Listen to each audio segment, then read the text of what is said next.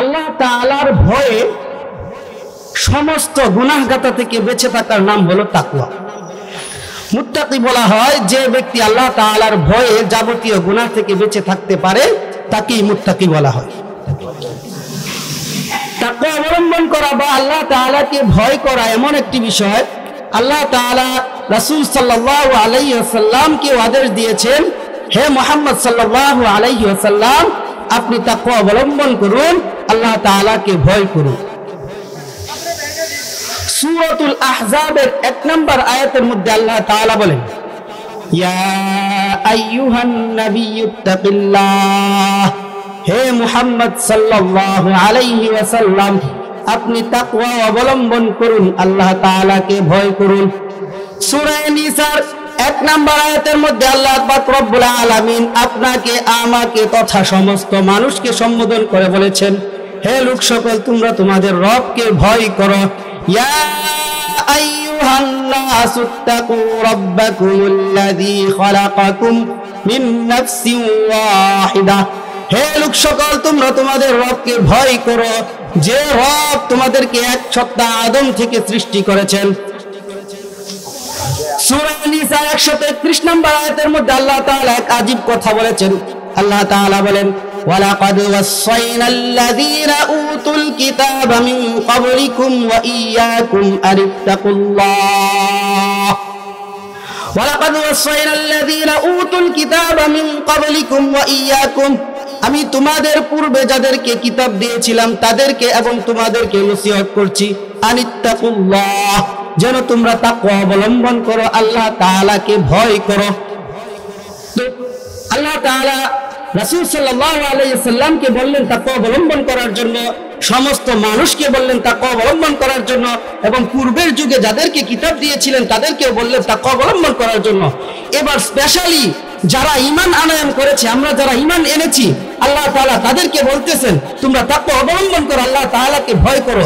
সূরা হাশর আয়াত নাম্বার 18 আল্লাহ তাআলা বলেন, ইয়া আইয়ুহাল্লাযীনা আমানুত্তাকুল্লাহ, হে ঈমানদারগণ, তোমরা আল্লাহ তাআলাকে ভয় করো, ওয়াল তানজুর নাফসুম মা কদ্দামাত লিগাদ, এবং নফস যেন চিন্তা করে আগামী কালের জন্য কি পাঠিয়েছে, তথা কাল কিয়ামতের জন্য কি আমল পাঠিয়েছে সেটা যেন নফস চিন্তা করে। মুহতারাম হাজিরিন, এবার আসেন হাদিসের মধ্যে কি বলা হয়েছে। মুসনাদে আহমদ নামক কিতাবে 23,489 নম্বর হাদিস শরীফ, قال رسول الله صلى الله عليه وسلم لا فضل لعربي على عجمي ولا لعجمي على عربي ولا لأحمر على أسود ولا أسود على أحمر إلا بالتقوى। আরবি ব্যক্তি অনারবি ব্যক্তির উপর বা অনারবি ব্যক্তি আরবি ব্যক্তির উপর কোনো শ্রেষ্ঠত্ব নাই। অনুরূপভাবে সুন্দর ব্যক্তি কালো ব্যক্তির উপর, লাল ব্যক্তি সুন্দর ব্যক্তি, লাল ব্যক্তি কালো ব্যক্তির উপর, আর লাল ব্যক্তি কালো ব্যক্তির উপর কোনো শ্রেষ্ঠত্ব নাই। একমাত্র শ্রেষ্ঠত্ব হচ্ছে তাকওয়ার ভিত্তিতে, আল্লাহ তাআলাকে ভয়ের ভিত্তিতে। আল্লাহ তাআলাকে যত বেশি ভয় করবেন তত বেশি আল্লাহ তাআলার নিকট আপনি মর্যাদাবান হবেন। সূরা হুজুরাতের 3 নম্বর আয়াতের মধ্যে আল্লাহ তাআলা বলেন, ইন্না আকরামাকুম ইনদাল্লাহি আতকাকুম, তোমাদের মধ্যে আল্লাহ তাআলার নিকট সেই বেশি মর্যাদাবান, সেই বেশি সম্মানিত যে তোমাদের মধ্যে বেশি আল্লাহ তাআলাকে ভয় করে, তোমাদের মধ্যে যে বেশি তাকওয়াবান।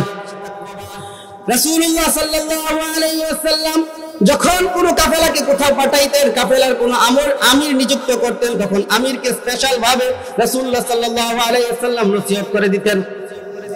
মুসলিম শরীফের 1731 নম্বর হাদিসের বর্ণনা রয়েছে আমাদের মাদ্রাসা পাঠ্যপুস্তক অনুযায়ী, كان رسول الله صلى الله عليه وسلم إذا أمر أميرا على جيش أو على سرية, যখন রাসূলুল্লাহ সাল্লাল্লাহু আলাইহি ওয়াসাল্লাম কোন গোত্র বা কোন দলের আমির নিযুক্ত করতেন, আওসাহু ফি খাসাতিহি বিতাকওয়াল্লাহ, তখন রাসূলুল্লাহ সাল্লাল্লাহু আলাইহি ওয়াসাল্লাম ওই আমিরকে বিশেষভাবে তাকওয়া অবলম্বন করার জন্য তথা আল্লাহ তাআলাকে ভয় করার জন্য বিশেষভাবে নসিহত করে দিতেন।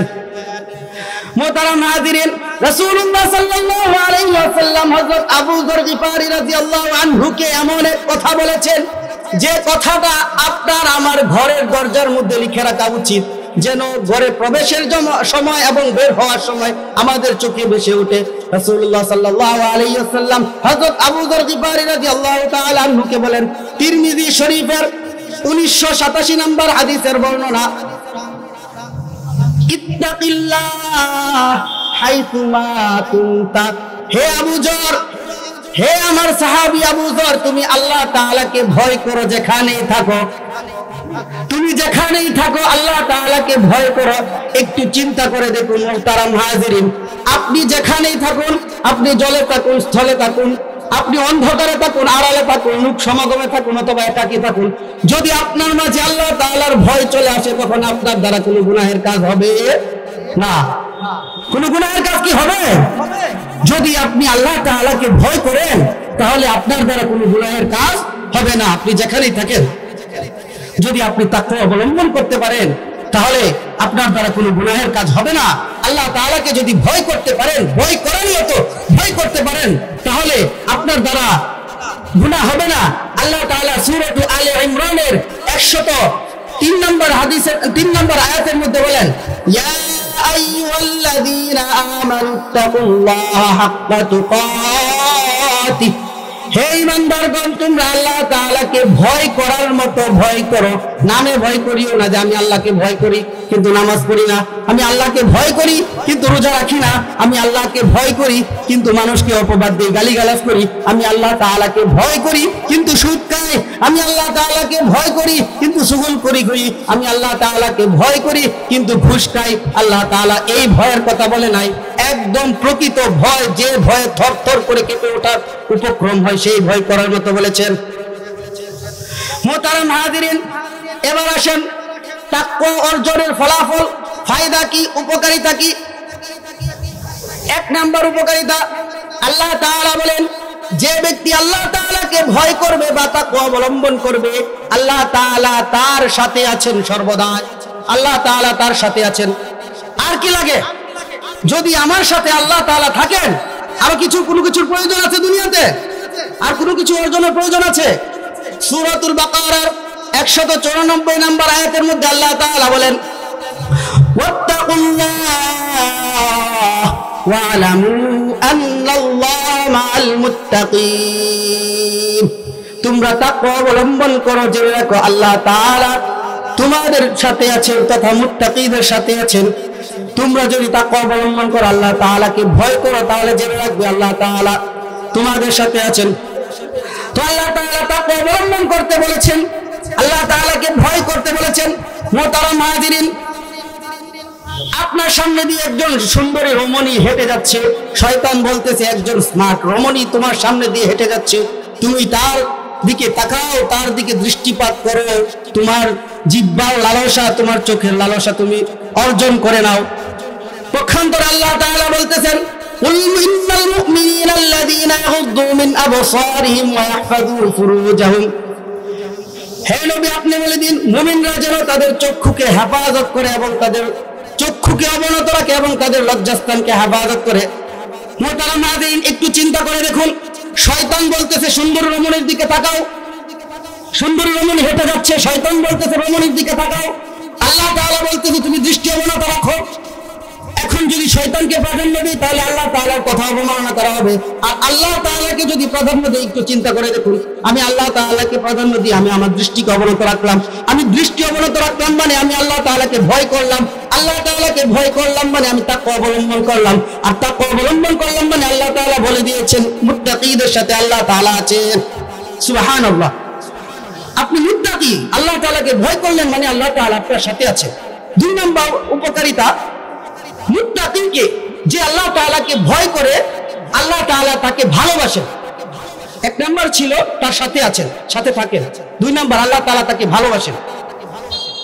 আল্লাহ তাআলা সূরা আলে ইমরানের 78 নম্বর আয়াতের মধ্যে বলেন, বালা মান আওফা বিআহদিহি ওয়াত্তাকা ফাইন্নাল্লাহা ইউহিব্বুল মুত্তাকিন, যে ওয়াদা পূরণ করে এবং তাকওয়া অবলম্বন করে আল্লাহ তাআলাকে ভয় করে, জেনে রাখো আল্লাহ তাআলা মুত্তাকিদের সাথে আছেন। একটু চিন্তা করুন, আপনি আল্লাহ তাআলার সাথে তওবা করলেন, ওয়াদাবদ্ধ হলেন, আপনি আর আপনার জীবনে গুনাহগাতা করবেন না, আমি আর আমার জীবনে গুনাহগাতা করলাম না, করব না, আমি ওয়াদাবদ্ধ হলাম এবং আমি এই ওয়াদা অক্ষরে অক্ষরে পূর্ণ করলাম এবং আল্লাহ তাআলাকে ভয় করে গেলাম, তাহলে আল্লাহ তাআলা আমাকে ভালোবাসেন। সুবহানাল্লাহ বলবেন না? আল্লাহ তাআলা আমাকে ভালোবাসেন। এটা হলো 2 নম্বর উপকারিতা। 3 নম্বর উপকারিতা, আপনি যদি তাকওয়া অবলম্বন করেন, আল্লাহ তাআলাকে ভয় করেন, তাহলে আল্লাহ তাআলা আপনার যে শত্রুরা আপনার পিছনে চক্রান্ত করে, সেই চক্রান্ত থেকে আপনাকে হেফাজত করবেন। শত্রুর চক্রান্ত আপনার কোনো কাজে আসবে না। আল্লাহ তাআলা সূরা আলে ইমরানের 120 নম্বর আয়াতের মধ্যে বলেন, ওয়া ইন তাসবিরু ওয়া তাত্তাকু লা ইয়াদুররুকুম কাইদুহুম শাইআ। যদি তোমরা ধৈর্য ধারণ করো এবং আল্লাহ তাআলাকে ভয় করো, তাহলে তাদের চক্রান্ত তোমাদের কোনো কাজে আসবে না, কোনো ক্ষতি করতে পারবে না। সুবহানাল্লাহ বলবেন না? 3 নম্বর উপকারিতা, যদি তাকওয়া অবলম্বন করি তাহলে কি করবে না, শত্রুর চক্রান্ত আমার উপর কোনো কাজে আসবে না। 4 নম্বর উপকারিতা, দুনিয়ার মানুষ আপনাকে মুত্তাকি বলুক, পরহেজগার বলুক অথবা না বলুক, আপনি যদি তাকওয়া অবলম্বন করেন, দুনিয়ার মানুষ আপনাকে সাদরে গ্রহণ করুক অথবা না করুক, আল্লাহ তাআলা আপনার ইবাদত কবুল করে নেবেন। সুবহানাল্লাহ বলবেন না? সূরাতুল মায়েদার 27 নম্বর আয়াতের মধ্যে আল্লাহ তাআলা বলেন, ইন্নামা ইয়াতাকাব্বালুল্লাহু মিনাল মুত্তাকিন।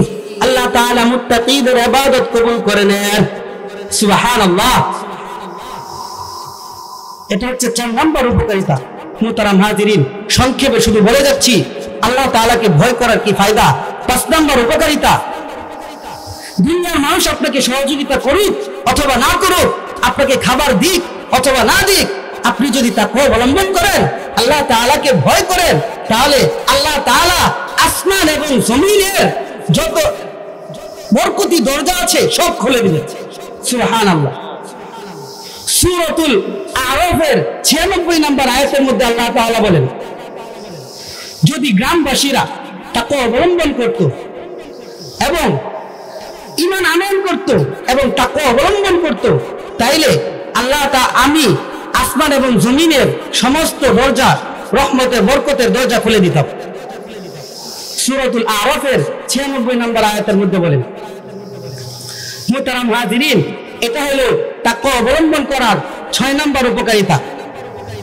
7 নম্বর উপকারিতা, আপনি যদি তাকওয়া অবলম্বন করতে পারেন, আপনি যদি আল্লাহ তাআলাকে ভয় করেন, আল্লাহ তাআলার ভয়ে গুনাহ থেকে বেঁচে থাকতে পারেন, তাহলে আল্লাহ তাআলা আপনার যে বিপদ আপদ আছে, পেরেশানি আছে, পেরেশানি থেকে উত্তরণের পথ বের করে দিবেন। সুবহানাল্লাহ। আল্লাহ তাআলা সূরাতুত তালাকের 2 নম্বর আয়াতের মধ্যে বলেন, ওয়া মান ইয়াত্তাকিল্লাহা ইয়াজআল লাহু মাখরাজা। যে ব্যক্তি আল্লাহ তাআলাকে ভয় করবে, আল্লাহ তাআলা তার জন্য সমস্ত পেরেশানি থেকে বের উত্তরণের ব্যবস্থা করে দিবেন। সুবহানাল্লাহ। 7 নম্বর উপকারিতা, পেরেশানি থেকে মুক্ত করে দিবেন, বের করার রাস্তা খুঁজে দিবেন। 8 নম্বর উপকারিতা, আপনি যদি তাকওয়া অবলম্বন করেন, আল্লাহ তাআলাকে ভয় করেন, তাহলে আপনার যাবতীয় কাজ আল্লাহ তাআলা সহজ করে দিবেন। সুবহানাল্লাহ বলবেন না? সমস্ত কাজ আল্লাহ তাআলা কি করবেন? সহজ করে দিবেন। সূরাতুত তালাকের 4 নম্বর আয়াতের মধ্যে আল্লাহ তাআলা বলেন, ওয়া মান ইয়াত্তাকিল্লাহা ইয়াজআল লাহু মিন আমরিহি ইসরা। যে ব্যক্তি আল্লাহ তাআলাকে ভয় করবে, আল্লাহ তাআলা তার সমস্ত কাজ সহজ করে দিবেন। সুবহানাল্লাহ। 8 নম্বর উপকারিতা, আপনি তাকওয়া অবলম্বন করলে আল্লাহ তাআলা আপনার সমস্ত কাজ সহজ করে দিবেন। 7 নম্বর উপকারিতা।